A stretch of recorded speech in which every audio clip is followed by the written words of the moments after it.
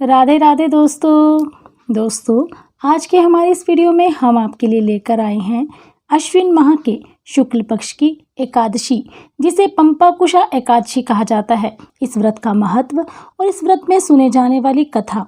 तो चलिए बिना देर किए शुरू करते हैं। बोलिए श्रीमन नारायण भगवान की जय, लक्ष्मी नारायण भगवान की जय। व्रतों में प्रमुख व्रत नवरात्रि, पूर्णिमा, अमावस्या तथा एकादशी के होते हैं। उनमें भी सबसे बड़ा व्रत एकादशी का माना जाता है। चंद्रमा की स्थिति के कारण व्यक्ति की मानसिक और शारीरिक स्थिति खराब और अच्छी होती है। ऐसी दशा में एकादशी व्रत से चंद्रमा के हर खराब प्रभाव को रोका जा सकता है।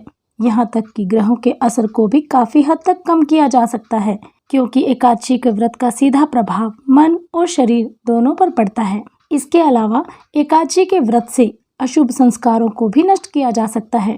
पंपाकुशा एकादशी अश्विन माह के शुक्ल पक्ष की एकादशी को कहते हैं।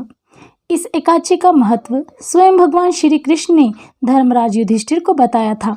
इस एकादशी पर भगवान पद्मनाभ की पूजा की जाती है। पाप रूपी हाथी को इस व्रत के पुण्य रूपी अंकुश से बेधने के कारण ही इसका नाम पंपाकुशा एकादशी हुआ। इस दिन मौन रहकर भगवत स्मरण तथा भोजन का विधान है। इस प्रकार भगवान की आराधना करने से मन शुद्ध होता है तथा व्यक्ति में सद्गुणों का समावेश होता है। चलिए अब सुनते हैं पंपाकुशा एकादशी का महत्व। वैसे तो हर एकादशी अपने आप में महत्वपूर्ण है, परंतु पंपाकुशा एकादशी स्वयं के साथ साथ दूसरों को भी लाभ पहुंचाती है। इस एकादशी पर भगवान विष्णु के पद्मनाभ स्वरूप की पूजा की जाती है। पंपाकुशा एकादशी के व्रत से मन शुद्ध होता है, व्यक्ति के पापों का प्रायश्चित होता है, साथ ही माता पिता और मित्र की पीढ़ियों को भी मुक्ति प्राप्त होती है। पंपाकुशा एकादशी पर भगवान पद्मनाभ की पूजा किस प्रकार से करें, तो आइए पहले जानते हैं पूजन विधि। इस दिन प्रातःकाल या सायंकाल श्री हरि के पद्मनाभ स्वरूप का पूजन करें। मस्तक पर सफेद चंदन या गोपी चंदन लगाकर पूजन करें। भगवान श्री हरि को पंचामृत, पुष्प और ऋतुफल अर्पित करें। चाहे तो वे एक वेला उपवास रखकर एक वेला पूर्ण सात्विक आहार ग्रहण करें। शाम को आहार ग्रहण करने के पहले उपासना और आरती जरूर करें। आज के दिन ऋतुफल और अन्न का दान करना विशेष शुभदायक होता है। पंपाकुशा एकादशी पर इन बातों का हमें विशेष ध्यान रखना चाहिए। अगर उपवास रखें तो बहुत उत्तम होगा, नहीं तो एक वेला सात्विक भोजन ग्रहण करें। एकादशी के दिन चावल और भारी खाद्य का सेवन ना करें। रात्रि के समय पूजा उपासना का विशेष महत्व होता है।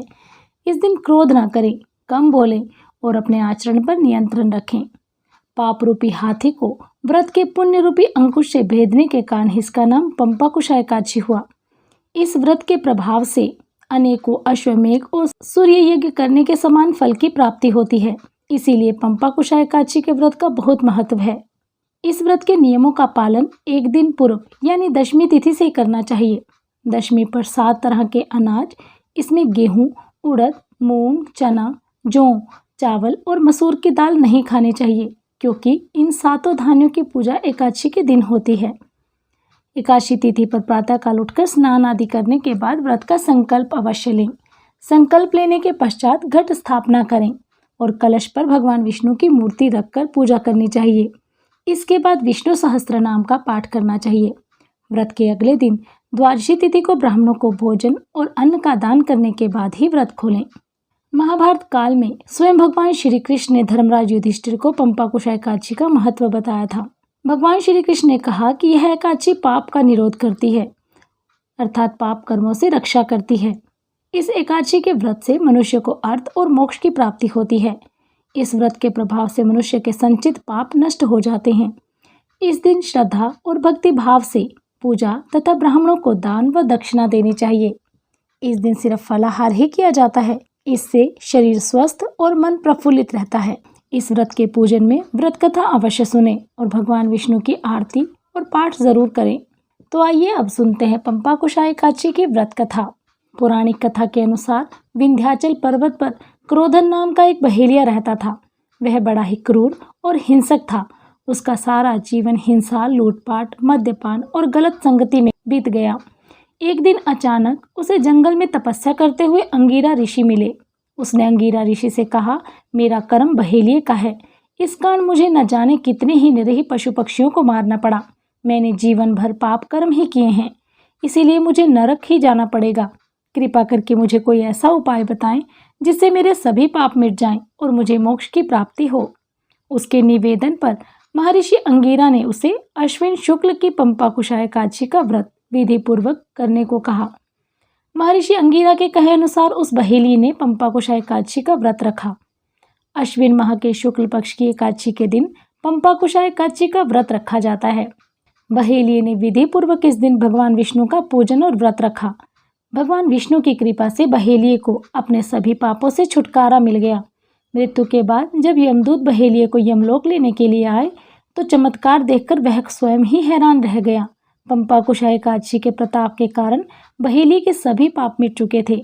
यमदूतों को खाली हाथ यमलोक जाना पड़ा। बहेलिया भगवान विष्णु की कृपा से बैकुंठ लोक को गया। बोलिए श्री हरि विष्णु भगवान की जय।